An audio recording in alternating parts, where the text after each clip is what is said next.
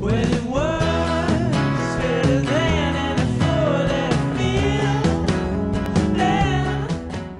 and welcome to the 5th episode of Comic Convo. This week we'll be talking about DC's new logo that they've just announced, as well as the books that I've been reading this week, so let's get into it. So first up is DC's new logo that they've just announced, a more streamlined and simple logo. It's called either the peel or the flip, because it resembles a page being opened or flicked through. I'm, as a designer, pretty impressed with it. I quite like it. It's relatively versatile, as shown in this image here.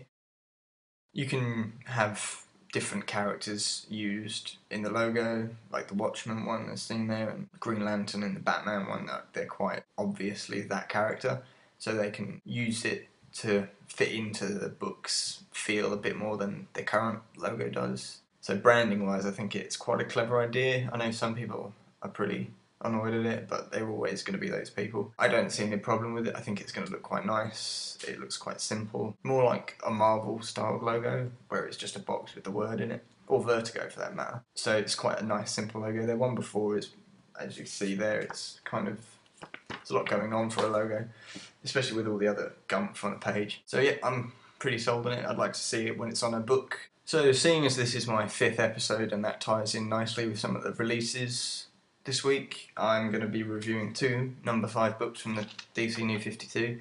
These are the other 2 that I'm reading, being Animal Man and Action Comics. The other 2, Batman and Wonder Woman. I'll start off with Action Comics. This is written by Grant Morrison, and this issue is art by Andy Kubert, and it's nice art. This is basically another retelling of Superman's origin. I'm actually not the biggest fan of Superman. I find him a bit too unrelatable. But I like Grant Morrison, and I did enjoy All-Star Superman because he tells a Superman story quite well. And there's some pieces in here that I really enjoy, and it links back to issues 1, 2 and 3. Dialogue that you didn't understand in it because it was in Kryptonian. You understand in this one because it reveals it from, like, it almost tells it from the spaceship's perspective. Some good reasoning behind Superman's powers. It only appears that he's flying on Earth because Krypton has a higher gravity field, so people of Krypton are technically stronger to withstand this gravity.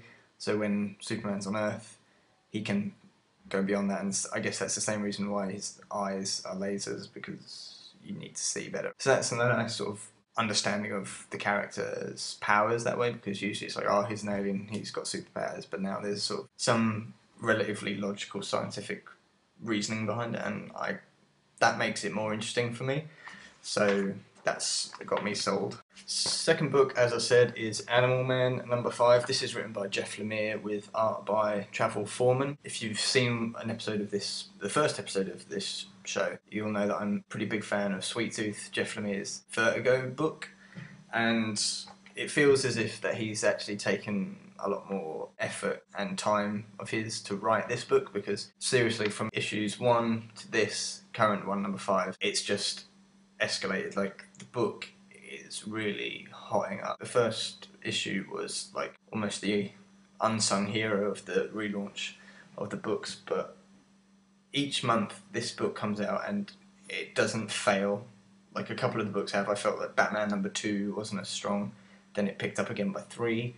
Action Comics had a really poor issue 3, whereas Animal Man, I'm finding that it's consistently getting better, which sort of is getting itself to a point where it's going to have to fail soon, otherwise I don't know how you can keep writing so good. The art is interesting as well, like as I've shown you the cover there. It doesn't hold any punches, pretty grotesque at times.